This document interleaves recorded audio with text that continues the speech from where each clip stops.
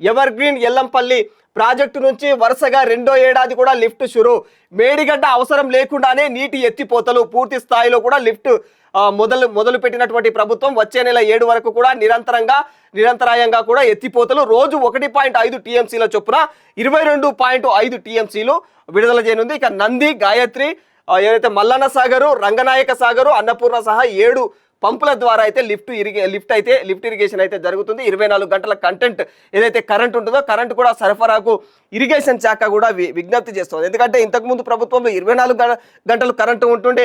కాకపోతే ఏంటంటే మేడిగడ్డ లాంటి పనికి మళ్ళీ పనులను మొదలుపెట్టింది. అంటే మేడిగడ్డ అసలు వాస్తవానికి అక్కడ మేడిగడ్డ లాంటి ఏదైతే ప్రాజెక్ట్ ఉంటుందో అక్కడ అక్కడ ప్రాంతంలో అసలు నీటి ఎత్తిపోతలకు అవకాశం లేదురా నాయనో మొర్రో అని మొత్తుకుంటే కూడా ప్రభుత్వం ఎవరి మాటను కూడా ఖాదరు చేయకుండా అప్పటి ప్రభుత్వం ఇట్లా మేడిగడ్డ లాంటి ఖర్చుతో కూడినటువంటి కొన్ని కట్టడాలు కట్టి అక్కడ పూర్తిగా నీటిని ఎత్తిపోయడానికి వీలు లేని ప్రాంతంలో అక్కడ అట్లాంటి ప్రాజెక్టులను నిర్మించింది. ఇప్పుడు మళ్ళీ మొదటికి వచ్చేసింది అన్నప్పుడు పూర్తిగా ఈ లిఫ్ట్ మొత్తం కూడా మళ్ళీ ఎక్కడి నుంచి మళ్ళీ ఎల్లంపల్లి నుంచే మొదలు పెట్టాల్సి వచ్చింది.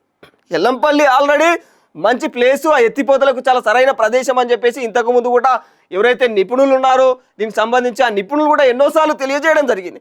అయినా కూడా అలాంటి వాళ్ళ మాటలు ఏమాత్రం కూడా ఖాదరు చేయకుండా గత ప్రభుత్వం తీసుకున్నటువంటి పనికిమాల నిర్ణయాల వల్ల ఈరోజు ఇలాంటి అంటే మళ్ళా ఖర్చులు తప్ప దానికి సంబంధించి ఏవైతే అడ్డగోలు ఖర్చులైనవి తప్ప ప్రజలకు ఉపయోగపడలేదు అన్న కోణంలో అయితే ప్రస్తుత ప్రభుత్వం ఈ విధంగా మాట్లాడుతూ ఉంది అన్నట్టు.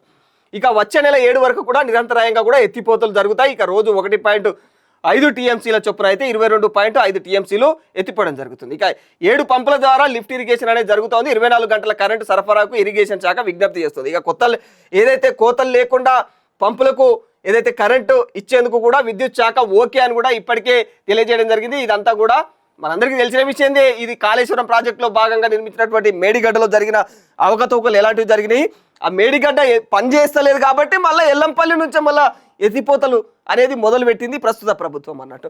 దానికి ఛాలెంజ్ కదా వీళ్ళు ఏంటంటే ఇక ప్రజల సొమ్ము కదా మొత్తం గంగలు కలిసేది మాత్రం ప్రజల సొమ్ము గంగలు కలుస్తుంది. సరే వీళ్ళు అది పాడైపోయింది అది మొత్తం నాశనం అయిపోయింది అని తెలియజేస్తూ ఉన్నారు. కానీ మరి వాస్తవానికి ఇది పాడైపోయింది కదా, మరి మనం కూడా ఎందుకు దాన్ని అంటే పునర్నిర్మాణ చర్యలు ఎందుకు చేయకూడదు, దాన్ని మంచిగా చక్కదిద్ది అక్కడి నుంచి మరి ఇంత ఖర్చు పెట్టారు, ఇంత వ్యయం జరిగింది కదా, అక్కడి నుంచి కూడా ఎత్తిపోతలకు ఇంకా దూర ప్రాంతాలకు ఎత్తిపోసే అవకాశాలు ఉంటాయి కదా అన్న కోణంలో ప్రస్తుత ప్రభుత్వం కూడా ఒక మేరకు నిజంగా తప్పుగానే ఆలోచిస్తుందని ప్రజలు అంటున్నారు.